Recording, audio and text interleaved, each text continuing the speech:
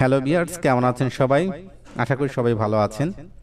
আমরা প্রিভিয়াস টিউটোরিয়ালে দেখেছিলাম যে অ্যামাজন অ্যাকাউন্ট কিভাবে করা যায়। আজ আমরা অ্যামাজনের অ্যাফিলিয়েট লিংক ক্রিয়েট করব। এর জন্য আমরা একটা সফটওয়্যার ইনস্টল করব। সেই সফটওয়্যার অর্থাৎ অ্যাডঅনস ইনস্টল করব, যার মাধ্যমে আমরা আমাদের অ্যামাজন থেকে আমরা অ্যাফিলিয়েট লিংক জেনারেট করতে পারবো খুব সহজেই।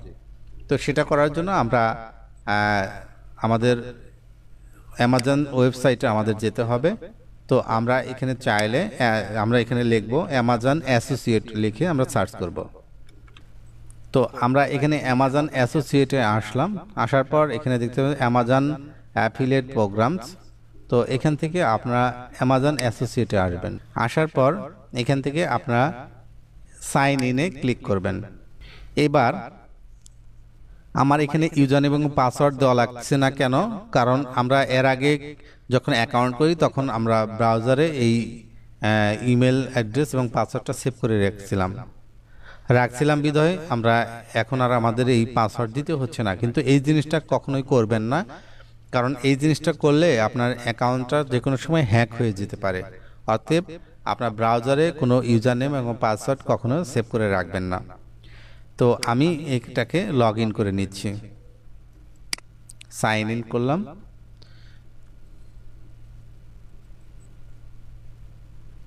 তো আমি ওয়েবসাইটে চলে আসছি। আসার পর আমাদের যেটা করতে হবে, এই যে টুলস রয়েছে, টুলস থেকে সাইটস টাইপস এইটাতে ক্লিক করবেন।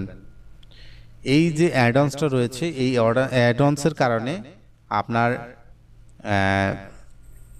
যে অ্যাফিলিয়েট লিঙ্কটা জেনারেট করা খুব সহজ হবে। তো আমি এখানে আসার পর এই টুলসে আসার পর এখানে দেখতে পাচ্ছেন লার্ন মোর, এটাতে ক্লিক করবেন।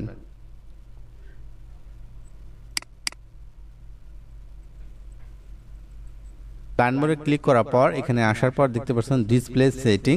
এখানে আপনার সাইটস টাইপ এটা এনাবল করে দিবেন, যদি ডিসেবল থাকে এনাবল করে দিবেন।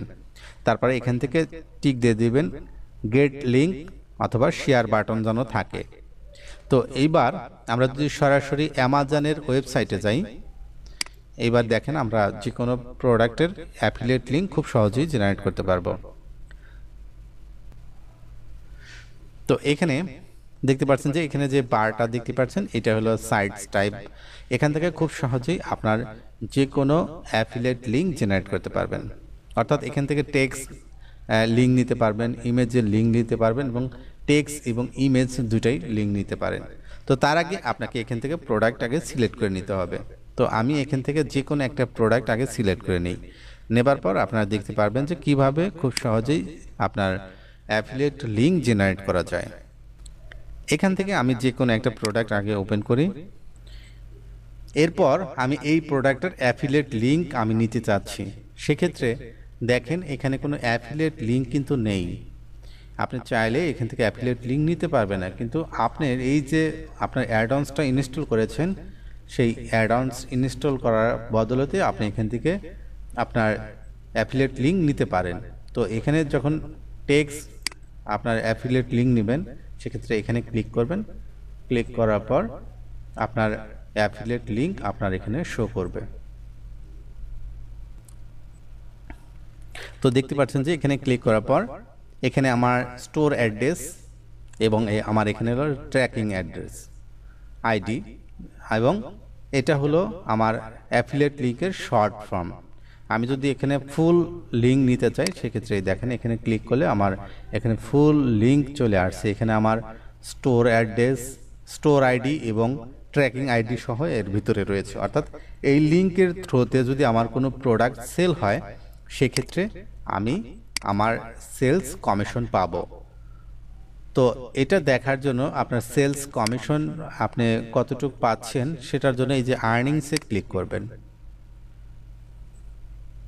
এখানে ক্লিক করার পর এই পেজে আসবে। আসার পর এখান থেকে দেখতে পাবেন যে আপনার কতটা আর্নিং হচ্ছে, কতটা কমিশন পাচ্ছেন।